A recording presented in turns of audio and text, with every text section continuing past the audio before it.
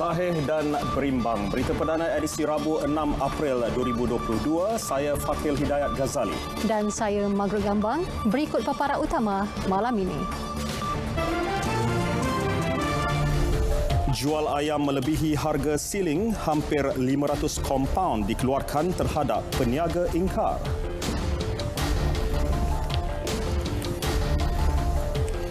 Penstrukturan tol dilaksanakan sejak 2002, inisiatif Kerajaan Barisan Nasional.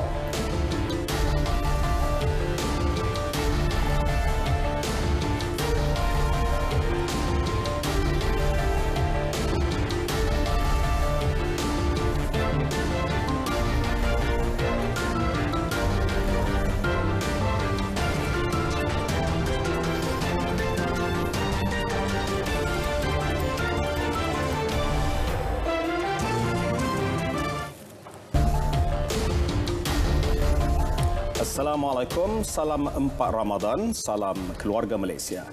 Peringatan demi peringatan sudah dikeluarkan. Namun, masih ada peniaga yang berdegil tidak mematuhi arahan harga kawalan bahan mentah yang ditetapkan pihak berkuasa. Amaran meletakkan tanda harga juga tidak diendah hingga mengelirukan pengguna. Ikuti pendedahan eksklusif wartawan Ravin Samugam.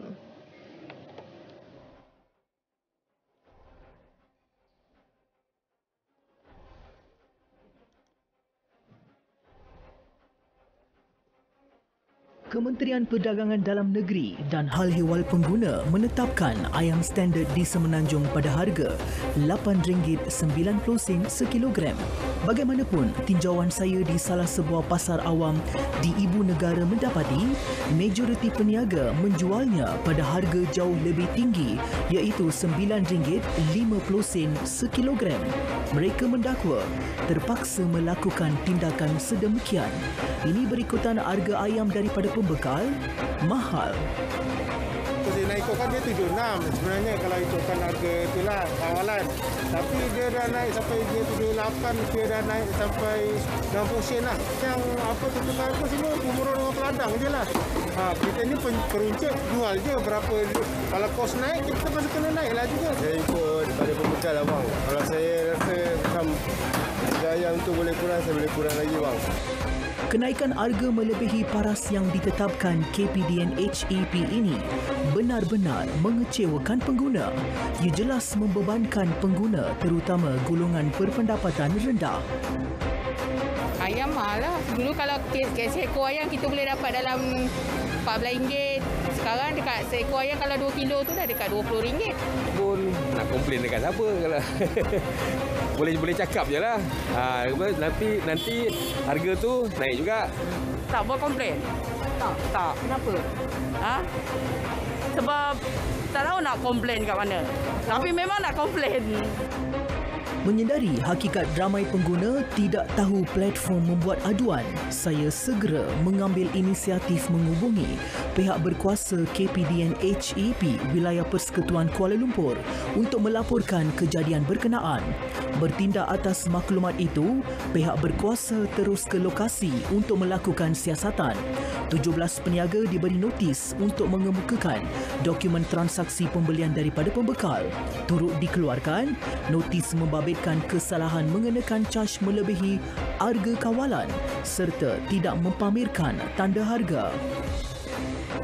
Jadi kita akan kaji secara teliti esok, kita akan bincang dengan pembekal, kita nak tengok apa yang menyebabkan sehingga mereka mengenakan caj yang terlalu tinggi daripada RM7.60 kepada RM8.60 kepada peniaga-peniaga. Jadi harga yang tinggi ini telah menyebabkan peniaga-peniaga menjual pada harga yang tinggi juga pada pembeli-pembeli.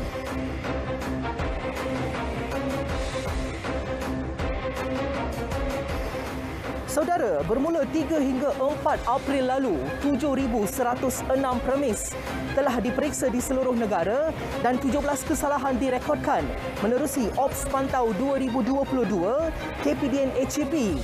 Anda boleh membuat haduan kepada KPDN HEP jika harga yang ditawarkan peniaga keterlaluan. Ravin Samugam, Berita RTM.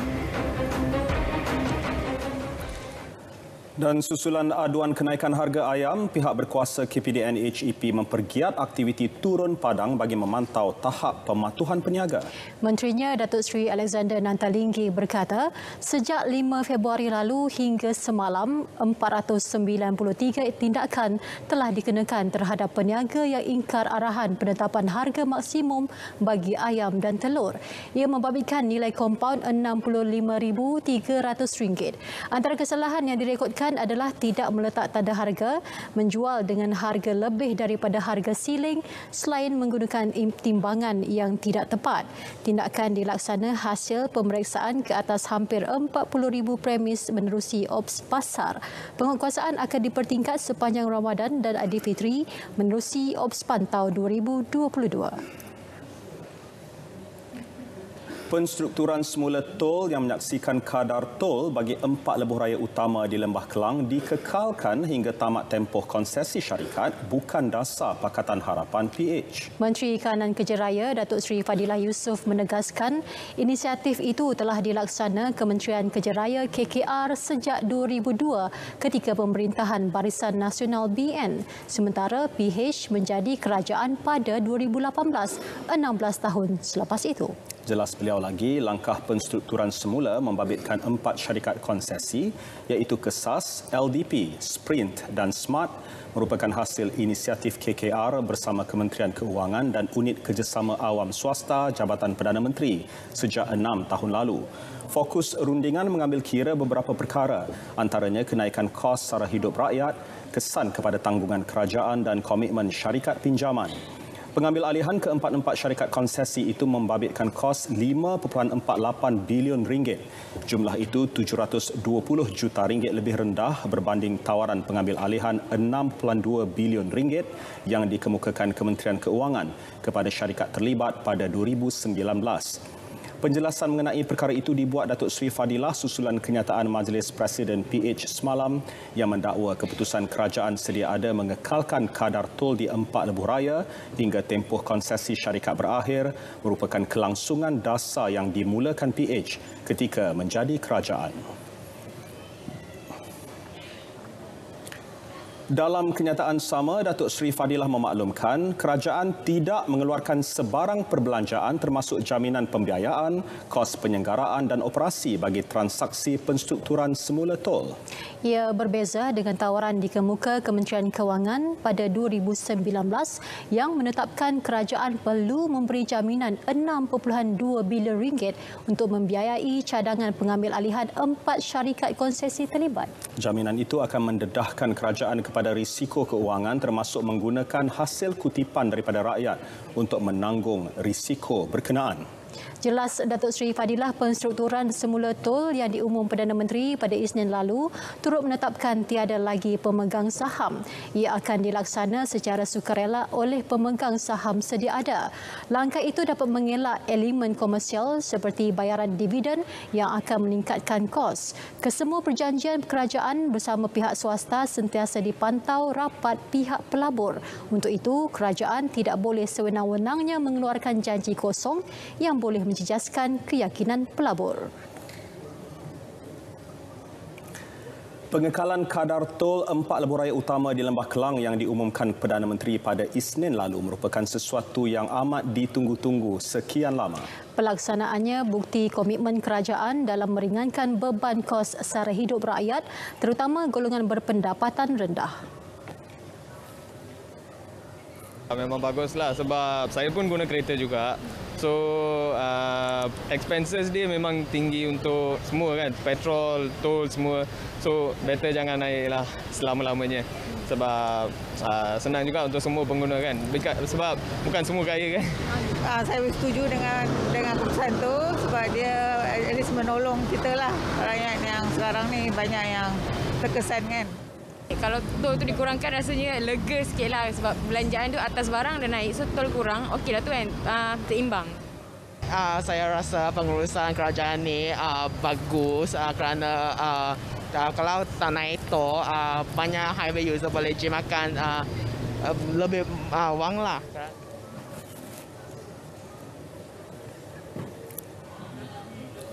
Esok hari terakhir pengecualian caj jalan RC sebanyak RM20 diberikan terhadap kenderaan persendirian berdaftar Singapura yang memasuki Malaysia. RC akan kembali dikuat kuasa Jumaat ini. Pengecualian RC berkuat kuasa 7 hari mulai 1 April lalu. Ia bertujuan mengelak kesesakan trafik di pintu sempadan kedua-dua negara. Selepas tempoh pengecualian RC berakhir, pemilik kenderaan persendirian berdaftar Singapura yang akan memasuki Malaysia diingatkan agar memastikan baki dalam kad Touch and Go mencukupi untuk pembayaran RC, juga mendaftar dan memasang tag RFID VEP pada kenderaan masing-masing. Sementara itu, individu yang memasuki Singapura menerusi pusat pemeriksaan darat di Malaysia tidak perlu menunjukkan salinan fizikal sijil vaksinasi COVID-19. Sebaliknya, memuat naik sijil vaksinasi dalam portal semakan vaksinasi VCP pihak berkuasa imigresen dan pusat pemeriksaan ICA Singapura sebelum merentas negara. Sekiranya sijil vaksinasi berjaya disahkan, surat penerimaan akan dikeluarkan. Bagaimanapun, individu yang berdepan masalah untuk memuat naik atau mengesahkan sijil vaksinasi menerusi VCP perlu menunjukkan sijil vaksinasi digital dalam MySejahtera selain menyediakan salinan fizikal. Penjelasan tersebut dibuat ICA Singapura susulan mesej tular di WhatsApp yang mendakwa pengembara yang bakal memasuki Singapura perlu menunjukkan salinan fizikal sijil vaksinasi, memo pemulihan COVID-19 atau salinan rekod digital SG Arrival Card. Untuk maklumat lanjut, layari portal rasmi ICA Singapura. 3 stesen minyak di Johor Bahru disiasat Kementerian Perdagangan Dalam Negeri dan Hal Ehwal Pengguna KPDN HEP Johor atas dakwaan menjual minyak RON 95 kepada kenderaan pendaftaran asing. Pengarahnya Muhammad Hairul Anwar Bohro berkata, 7 aduan berkaitan diterima sejak pembukaan sempadan Malaysia-Singapura 1 April lalu hingga kini. Orang ramai yang mengesan aktiviti seumpamanya diminta segera membuat laporan kepada KPDN HEP. Tindakan kita akan ambil kepada pengusaha stesen minyak kerana bila kita lesen dikeluarkan itu bersama dengan peraturan dan syarat-syarat. Memang ada, kita tak nafikan mereka bekerja di Singapura kan, tapi syaratnya kereta pendaftaran asing itu tidak dibenarkan. Itu yang pentinglah. Sejak pembukaan sempadan Malaysia-Singapura, beberapa video memaparkan warga Singapura mengisi minyak RON 95 di Johor Bahru tular di media sosial. Seperti biasa, setiap Rabu kita ikuti harga runcit petrol dan diesel mingguan berkuat kuasa tengah malam ini hingga 13 April. Saksikan.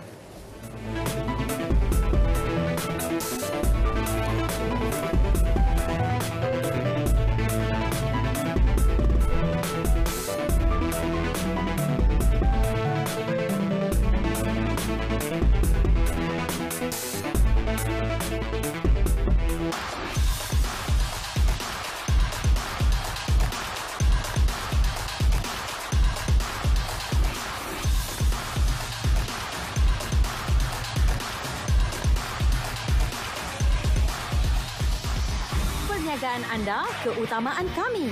Tunggu apa lagi? Jom iklankan produk anda di RTM hari ini. Scan kod QR tertera atau hubungi kami untuk maklumat lanjut. RTM, teman setia anda.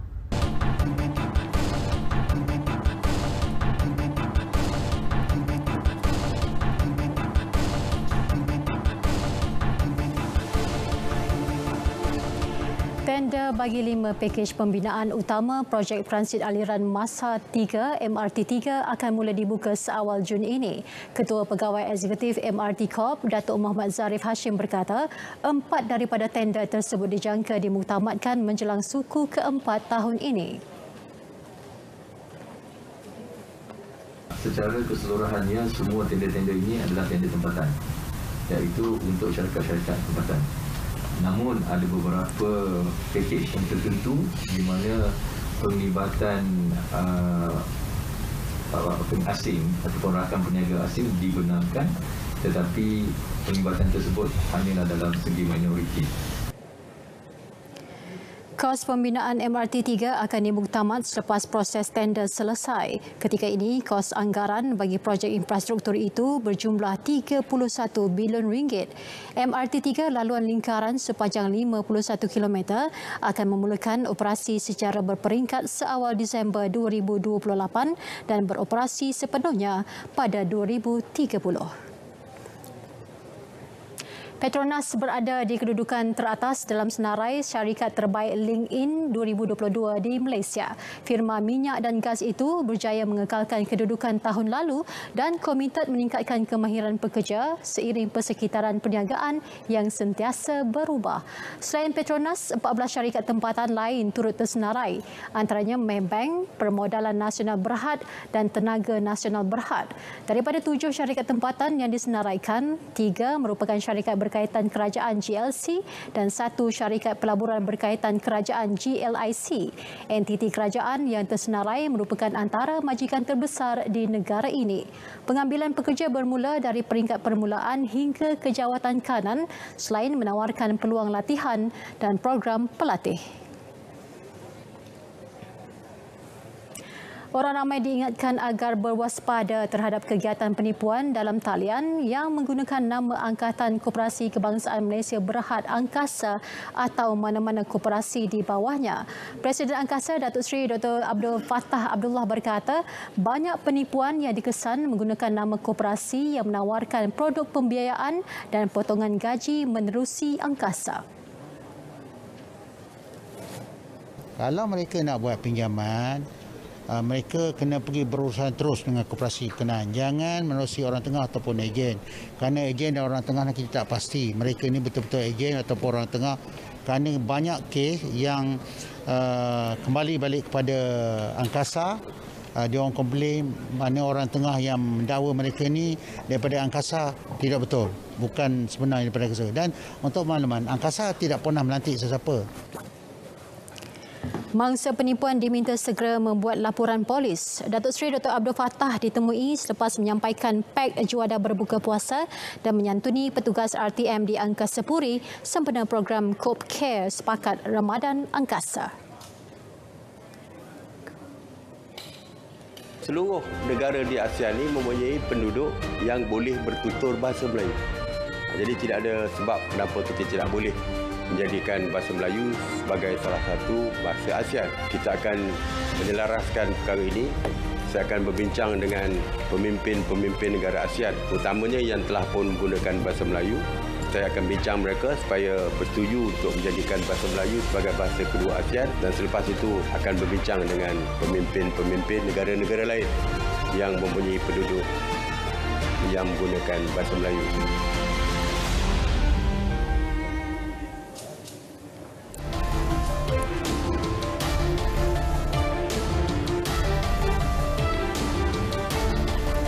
Kerjasama industri atau akademik dalam penyelidikan klinikal penggunaan kanabis atau ganja dalam perubatan adalah digalakkan. Bagaimanapun setakat ini Kementerian Kesihatan tidak menerima laporan penuh mengenai kegunaan CBD iaitu kandungan aktif dalam pokok kanabis untuk tujuan perubatan. Menteri Kesihatan Khairi Jamaluddin menegaskan pihaknya konsisten mengamalkan dasar berasaskan bukti. Justru pihaknya sedia bekerjasama dengan penyelidik membantu kajian menerusi penyelarasan dengan Institut Penyelidikan Klinikal dan Clinical Research Malaysia. Khairi memaklumkan kebelakangan ini banyak perbincangan mengenai penggunaan ganja dalam perubatan. Namun ia hanya berkisar kepada luahan minat, ceramah dan advokasi dalam media sosial. 4.7 juta kenderaan dijangka berada di atas jalan raya seluruh negara sempena Aidilfitri bulan depan. Bagi memastikan kelancaran lalu lintas, lebih 6,000 pegawai dan anggota trafik di peringkat kontijen dan daerah diatur gerak.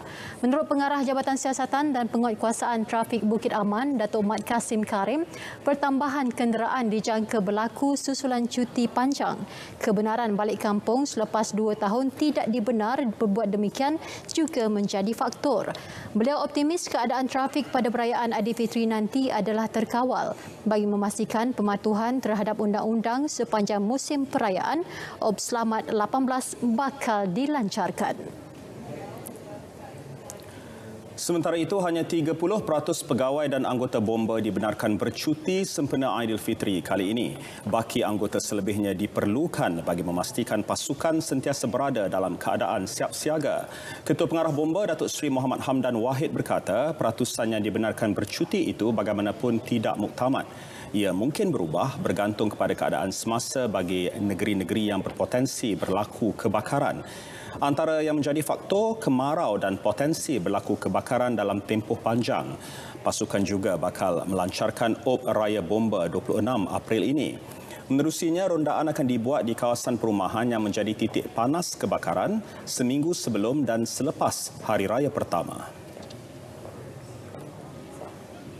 Orang ramai diingatkan agar terus berwaspada terhadap penularan COVID-19 dalam fasa peralihan ke endemik dengan memakai pelitup separuh muka. Ketua Pengarah Kesihatan Tan Sri Dr. Nur Hisham Abdullah berkata, pemakaian pelitup separuh muka antara langkah pencegahan yang dapat mengurangkan penularan virus terutama di kawasan jangkitan berisiko tinggi.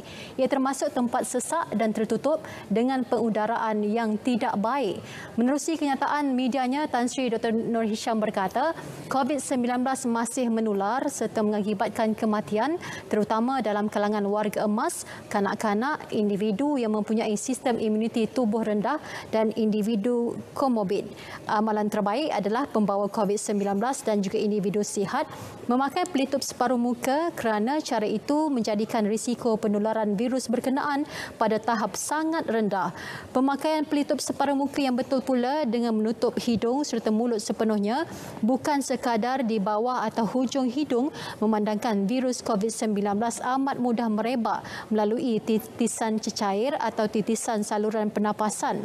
Senarai penuh SOP melibatkan pemakaian pelitup separuh muka boleh didapati di laman www.mysop.gov.my.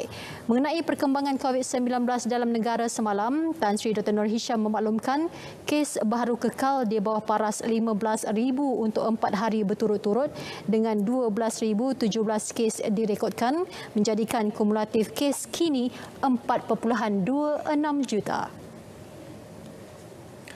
Kementerian Komunikasi dan Multimedia KCOM tidak pernah mengeluarkan pautan laman sesawang untuk semakan kelayakan permohonan peranti siswa bertajuk Permohonan Bantuan Laptop dan Tablet dibuka pada 15 April ini seperti yang tular di media sosial.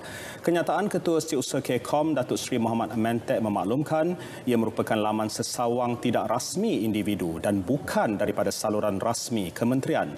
Jelas beliau lagi, KCOM masih dalam proses membangunkan sistem permohonan. Ini dijangka beroperasi pada 15 April ini.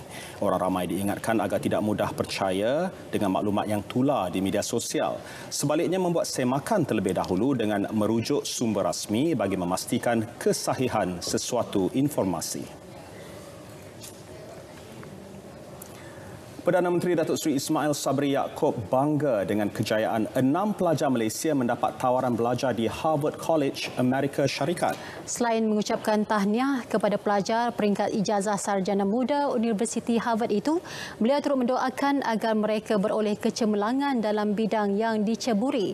Perdana Menteri menerusi muat naik di Facebook memaklumkan ia merupakan pencapaian membanggakan buat keluarga Malaysia. Ke-6 pelajar berkenaan ialah Chui Ji Kin dari Johor, Herman Leong Shin Yang dan Ishan Shah dari Pulau Pinang, Karisma Mikaela Wong dari Sabah, Lee Ijen dari Kuala Lumpur dan Alisa Yap Shin Yi dari Sarawak. Mereka dijadual menamatkan pengajian di Harvard pada 2026.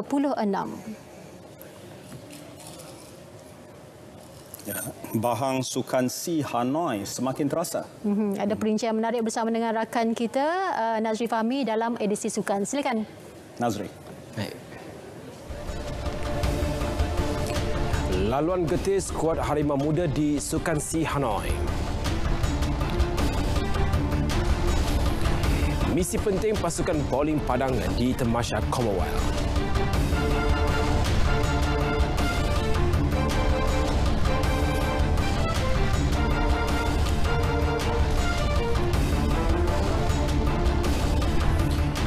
Terima kasih Fatil dan Meg. Assalamualaikum, salam keluarga Malaysia. Undian bola sepak Sukan C Vietnam.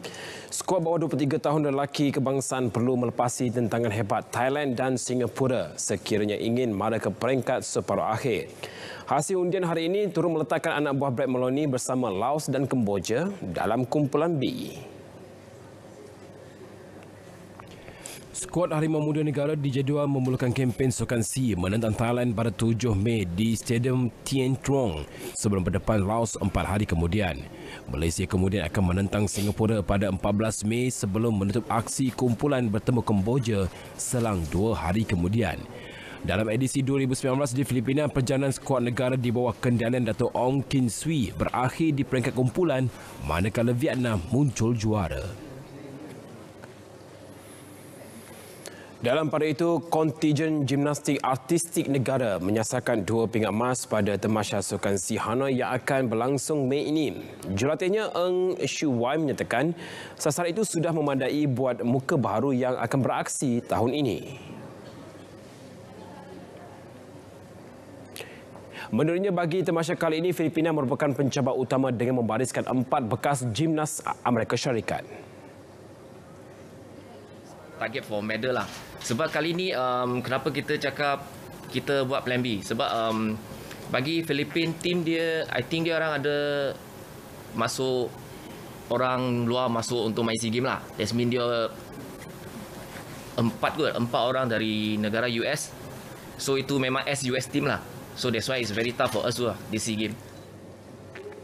Sementara itu, menurut gimnas negara Rachel Yeoh Lee Wen, persiapan ke Tamasya itu kini telah mencapai 60%. My own target is apa yang coach cakap is like goal for my third event, an event bar, and bronze or any medal for individual all around.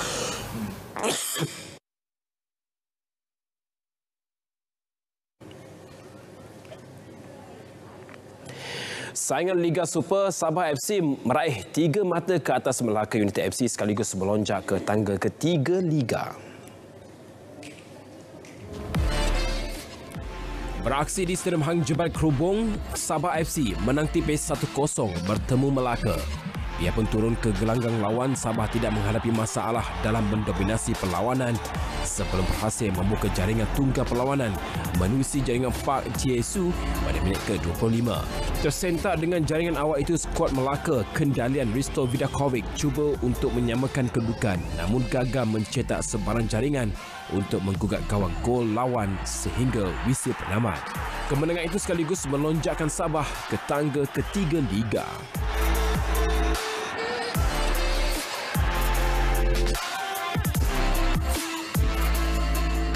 Sementara itu, masalah gaji tertunggak diakui mengganggu prestasi pemain Melaka United.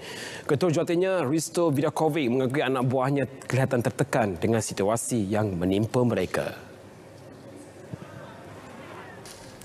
Beliau berharap pihak pengurusan menyelesaikan kemulut berkenaan secepat mungkin kerana ada pemain yang sudah 3 bulan tidak menerima bayaran gaji. We have some problems, I hope everything is going to be resolved soon so we can work properly. Because until now we are not working properly. If you don't work properly, you cannot expect anything. Very difficult. Especially for us. Me, as a coach, I never lived in my life this kind of situations. It's first time, so I think it's very difficult. I cannot say anything to the players. Bagi pengendali Sabah FC, Dato' Ong Kin Swee, beliau akan memantau kecergasan pemain untuk perlawanan seterusnya. Pertama, saya ingin lihat kecergasan para pemain di mana kita ada selang 4 hari sebelum kita bermain dengan pasukan Sarawak, di mana Sarawak tidak bermain di tempat lawan walaupun mereka berpuasa pada siang hari, tapi mereka menunjukkan, mereka memberikan sepenuh komitmen dan ini penting untuk kita teruskan dengan pasukan Sarawak ataupun pasukan mana yang kita jumpa selepas ini. Perkembangan Sukan Commonwealth Birmingham 2022, Persekutuan Bowling Padang Malaysia PLBM mempunyai misi penting iaitu meraih sekurang-kurangnya 2 pingat emas pada edisi yang akan berlangsung Julai depan. Ia sekaligus bagi memperbaiki kejayaan 1 pingat emas yang diraih mereka pada edisi sebelum ini. Ketua Jurulatih Zoraidi Putih berkata bagi merealisasikan misi itu, skuad negara bakal berlepas ke Birmingham pada 20 April bagi tujuan latihan dan menyertai kejohanan siri ujian 4 negara. Yang lain, kita membawa satu pasukan kita untuk menyertai kejohanan Four Nation yang disertai oleh Malaysia, England, Wales dan juga Australia. Itu akan berlangsung pada 5 hingga 8 Mei. Dalam masa yang sama, kita juga akan menjalani latihan di Leamington Sport di mana padang yang digunakan untuk Commonwealth, Sukan Commonwealth dilangsungkan. Venue latihan tersebut dipilih khas kerana semua atlet-atlet di luar negara akan berkampung di sana. Skuad negara dijangka menghantar 15 orang atlet bagi kejohanan kali ini.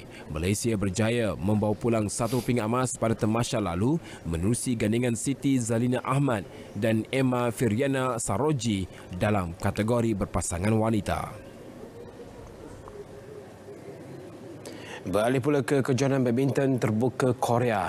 Perjuangan 2 pemain persaingan lelaki profesional negara, Liu Darren dan Song Ju-wen di Suncheon tersekat seawal pusingan pertama. Darren yang bertemu pemain pilihan kelima, Sri Khan Kidambi, memberi saingan hebat di set pertama sebelum tewas 20-22. Pada set kedua, pemain India tersebut mempamerkan permainan lebih mantap sekaligus mencatat kemenangan mudah 21-11 ke atas Darren untuk mara ke pusingan kedua. Dalam perlawanan lain, pemain pilihan ketiga dari Indonesia, Jonathan Christie, menempati jangkaan untuk mara ke pusingan seterusnya apabila menyingkirkan Song Joon-won 21-13, 21-18 dalam tempoh 39 minit. Sementara itu, pasangan bergul lelaki profesional negara Goh Vishem Lo Wan Sien mara ke pusingan kedua selepas menewaskan gandingan senegara Nur Muhammad Azrin Ayub Lim Kin Wah dengan kemenangan 21-17 dan 21-19. Persatuan Kriket Malaysia MCA perlu mempertimbangkan alternatif pusat latihan lain bagi memastikan kesinambungan program sukan ditunjangi mereka tidak terjejas pada masa depan. Sarana itu dicadangkan Majlis Sukan Negara MSN dibuat selepas timbul isu berkenaan fasiliti Kindara Oval yang diuruskan secara pajakan oleh MCA bagi tempoh 15 tahun sejak 2003. MSN dalam satu kenyataan menyebut pajakan tersebut membabitkan persetujuan membenarkan MCA menggunakan tanah milik syarikat swasta tersebut dengan syarat menanggung kos bersama pembinaan awal Kindara Oval. Selain MCA bertanggungjawab membayar cukai tanah dan cukai taksiran pihak berkuasa tempatan. Edisi Sukan 6 April 2022 melabuhkan tiranya. Saya Nazri Fahmi Syukri. Salam keluarga Malaysia dan salam sukan untuk semua.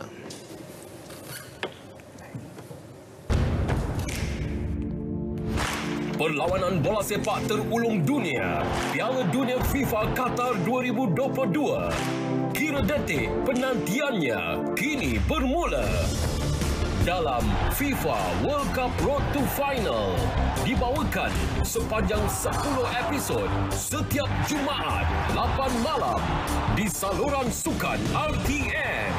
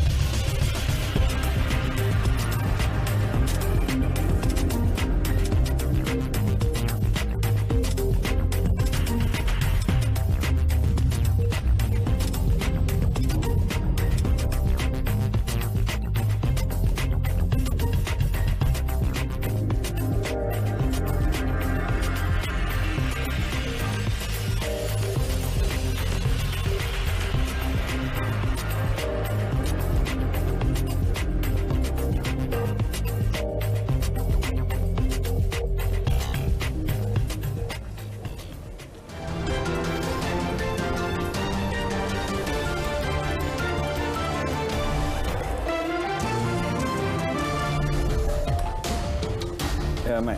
Mac tahu tak? Kita pun jarang dah nak ambil tahu sekarang siapa lelaki tertinggi di dunia, siapa lelaki terendah. Tapi malam ni kita nak bawa cerita wanita terpendek di dunia. Saya pun tak tahu. Tapi kita akan dedahkan dalam hashtag pada malam ini. Saksikan. Seorang gadis kerdil di Amerika Syarikat diiktiraf sebagai wanita terpendek di dunia dengan ketinggian hanya 72 cm. Wildine Almoth, berusia 19 tahun, mengidap penyakit genetik sudden yang jarang ditemukan. Dia aktif di saluran YouTube, berkongsi minatnya terhadap fashion.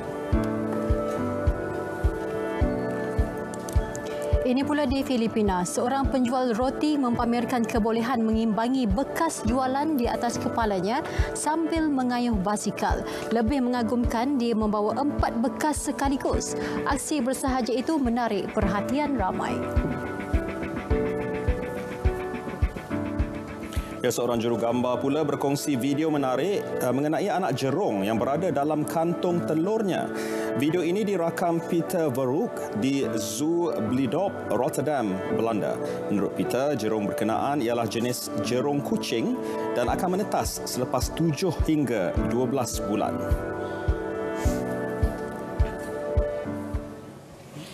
Lepas menetas tu, macam mana agaknya nak memelihara anak jerung ni bila dah besar?